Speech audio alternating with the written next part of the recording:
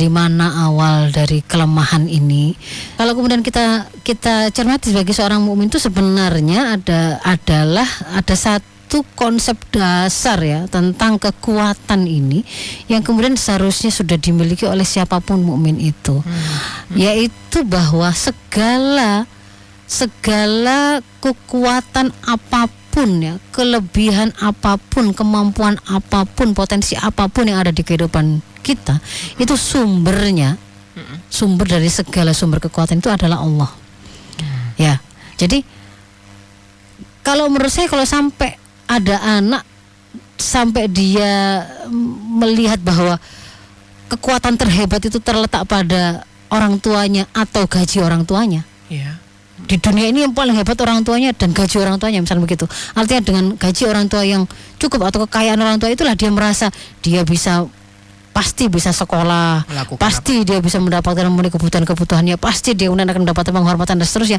Kalau dia memandang ujung dari kehebatan itu ada pada misalkan kekayaan, pada uang, maka ada kegagalan yang nyata pada proses pembentukan kepribadian sang anak itu, yang itu dilewatkan oleh sang orang tua, yaitu keberhasilan untuk menancapkan keyakinan dan membuat dia itu paham bahwa segala kekuatan, kehebatan, potensi, kemampuan apapun di dunia ini itu ada sumbernya.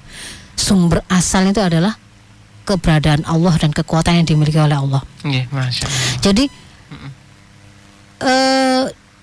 pemilik kehebatan tertinggi, terkuat, yang tidak ada batasannya kemampuannya, itu adalah Allah, begitu loh.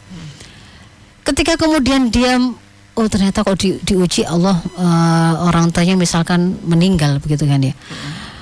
Kalau kemudian anak itu tadi merasanya itu kemudian seperti benar-benar tidak ada harapan sama sekali pada kehidupannya di depan, atau kemudian hari ini kita juga lihat tidak hanya generasi muda ya, ada kan ibu-ibu yang juga beberapa kali itu bunuh diri ya, membunuh anaknya lalu membunuh dirinya karena utang, karena merasa pokoknya ekonomi, begitu ya.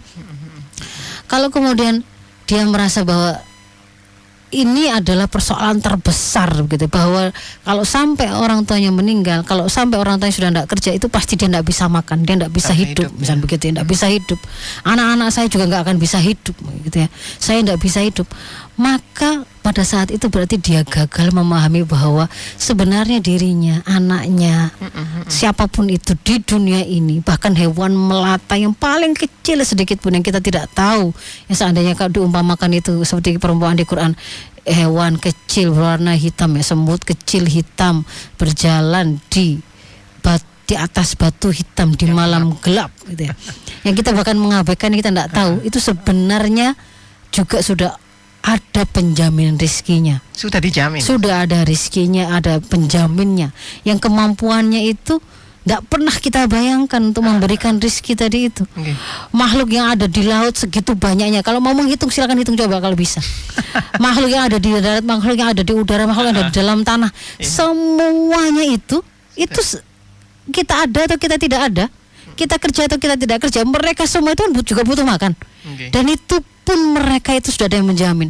Kalau kemudian kita pelajari, kita akhirnya mengerti bahwa ada yang namanya mekanisme jaring-jaring makanan, kok sangat rapi ya, gitu ya. Akhirnya ada mekanisme yang buat mereka itu tetap bisa hidup melalui mekanisme yang seperti itu. Itu bagaimana itu ada yang menjamin, bukan kebetulan, begitu loh. Jadi kegagalan pertama yang membuat awal kelemahan profil anak-anak kita itu adalah kegagalan memperkenalkan sumber dari segala sumber kekuatan itu adalah Allah. Ada kemampuan, kehebatan, kekuatan yang itu kalau kemudian kita diberi olehnya, maka akan menjadi sebuah sumber kekuatan yang tidak terbatas, tidak nunggu harus kita beli, gitu loh. Harus kita kita bayar dengan uang, begitu.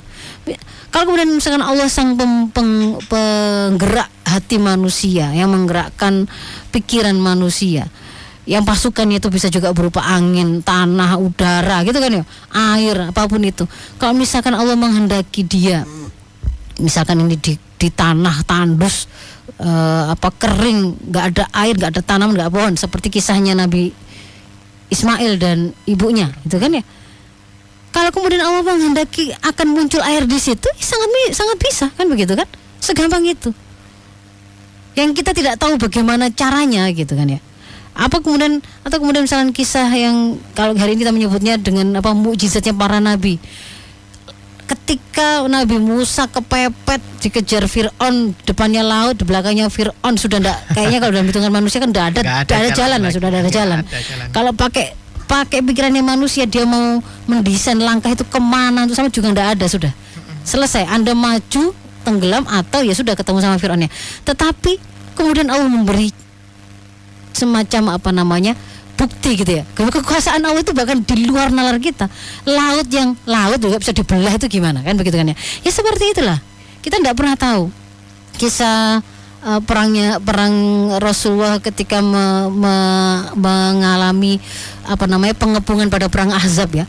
Di dalam kota ada pengkhianat, di luar itu dikepung berhari-hari, tapi tanpa peperangan sedikit pun kemudian Allah memenangkan kaum muslimin. Kenapa? Allah mendatangkan itu yang namanya pasukan berupa angin yang membuat orang yang ada di sekitar yang musuh-musuh sedang mengepung itu kocar-kacir tanpa perang sudah. Jadi kalau anak itu sudah berhasil kita tanamkan bahwa ada Allah yang nggak ada matinya, nggak bisa mati. Ada Allah yang selalu melihat kamu, yang selalu mendengar, meskipun kamu nggak bisa ngomong, dia mendengar apa yang kau inginkan, yang kamu butuhkan. Kalau kamu meminta ud'uni astajib lakum, kalau kamu meminta padaku gitu ya, akan aku penuhi gitu. Maha pengabul doa, maha berkuasa, nggak dibatasi oleh waktu tertentu. Kalau orang tua ada masanya, penjagaan yang bisa dia lakukan. Begitu dia pindah luar kota anaknya, dia tidak mungkin sanggup begitu. Kalau kemudian rizki juga begitu, ada kekuatan fisik atau uang yang kemudian ada batasnya. Tapi kalau Allah, lawang tanah itu milik Allah. Kalau kemudian Allah menghendaki di situ kemudian ditumbuhkan tanaman-tanaman mulanya tandus, bisa saja kan begitu kan ya. Allah datangkan kemudian makanan sampai yang nggak masuk akal, tiba-tiba seperti turun dari langit juga pernah kan pada waktu kisahnya Bani Israel. Jadi harus sampai benar-benar tertransfer gitu keyakinan bahwa ada Allah sebagai sandaran atas segala kekuatan yang kau butuhkan. Jadi kalau kemudian kamu menghadapi situasi lemah atau kesulitan, itu jangan sandarkan pada hanya kemampuanmu saja, atau kekuatanmu saja, atau kekuatan orang tuamu saja.